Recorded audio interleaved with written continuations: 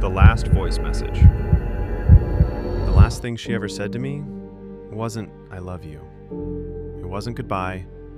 It wasn't even my name. It was, "I'll call you back in 5 minutes." She never did. For the longest time, I thought those 5 minutes had simply stretched into forever. I had no idea that someone else had made sure she never called. My name is Ethan. I'm 31 years old, and if you're listening to this because you think you've been betrayed, I need you to promise me one thing. Don't rush to hate the person who broke your heart. Sometimes, the truth is so much worse than cheating. Sometimes the lie starts years before the betrayal. Emma hated rainy days. Not because of the weather, because rain reminded her that people always ran away from something. She'd stand at the window with a coffee mug in both hands and say, "Everyone thinks rain makes people romantic, but watch the sidewalks. Nobody slows down. Everybody escapes." I'd laugh every single time. Then I'd wrap my arms around her from behind. "I'm not going anywhere." God, I wish I hadn't said that. We met in the least romantic place imaginable, an emergency room. No, neither of us worked there. I had sliced my hand open trying to fix a kitchen cabinet after watching a 5-minute DIY video that made everything look easy. She was sitting across from me with a swollen ankle after tripping over her own suitcase at the airport. She looked at my bleeding hand, then at my face, and said, "YouTube lied to you too?" I laughed so hard the nurse told me to stay still. That was the beginning. For 4 years, she became my favorite part of every ordinary day. Morning coffee, late-night grocery runs, watching terrible reality shows just to argue about them, fighting over whose turn it was to take the trash out. Tiny things. The things nobody posts online. The things that quietly become your whole life. People think love is fireworks. It's not. Love is remembering how someone takes their coffee without asking. Love is buying their favorite cereal because you noticed the box getting empty. Love is hearing their footsteps in the hallway and smiling before they even open the door. Emma made every apartment feel like home, not because she decorated it, because she filled silence with warmth. She sang while cooking, badly, painfully badly, and she knew it. That somehow made it better. She'd change song lyrics just to make me laugh. She once turned an old pop song into an anthem about burnt pasta. I laughed until I cried. Funny, I never imagined I'd someday cry because I couldn't remember the sound of her singing. There was only one thing she never liked talking about: her phone. Not the device itself, the messages. Whenever it buzzed, she'd glance at the screen and lock it immediately. Not suspiciously, almost fearfully. I noticed. Of course I noticed. When you love someone, you notice everything. The tiny changes, the forced smiles, the moments they disappear while sitting right beside you. One night, I asked her, "Everything okay?" She smiled, too quickly. "Work." That's all she said. Work. Such a simple word. A perfect hiding place. Looking back, that was the first lie. Or maybe the first one I caught. Months passed. Life continued. Birthdays, weekend trips, movie nights, Christmas with my parents. She laughed. She smiled. She kissed me every morning. Nothing looked broken. Nothing looked fake.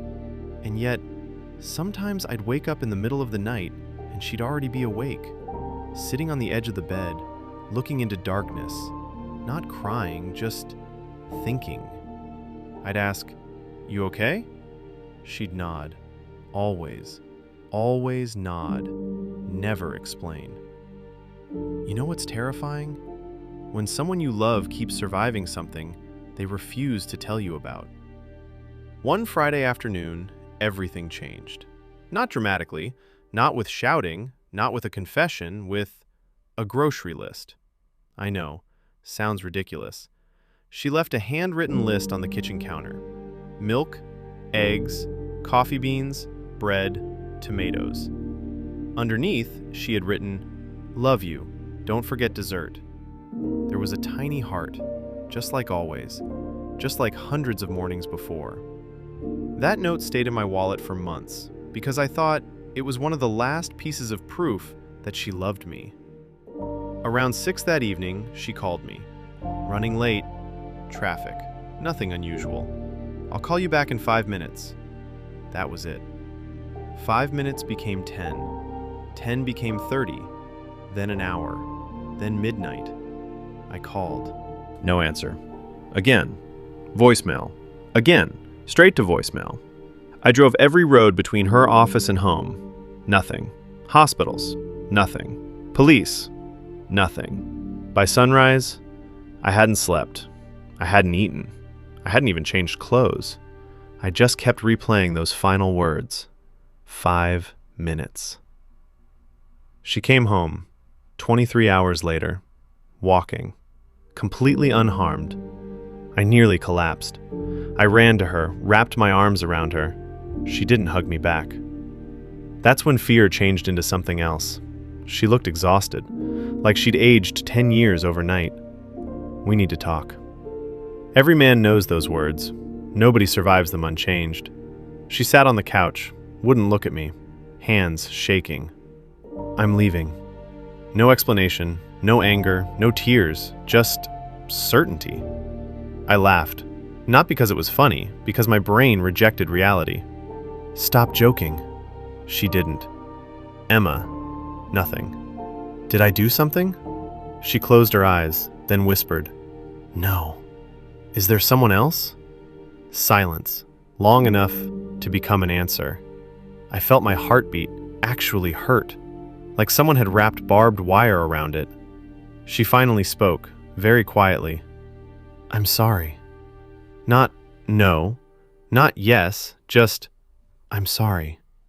And somehow, those 2 words destroyed me more than any confession could have. She stood, picked up one suitcase, only one, as if she'd already moved the rest of her life out long before that night. At the front door, she turned toward me. For one impossible second, I thought she'd stay. Instead, she said, "One day you'll understand." Then she left. No screaming, no broken dishes, no dramatic goodbye kiss, just a closing door. For weeks, I hated her. I hated the apartment, the coffee mugs, the empty closet, the songs she'd ruined with her terrible singing. Everything reminded me that someone can love you every day and still leave. Friends all said the same thing. She cheated. Move on. She's not worth it. Maybe they were right. Maybe not. At that point, I didn't care.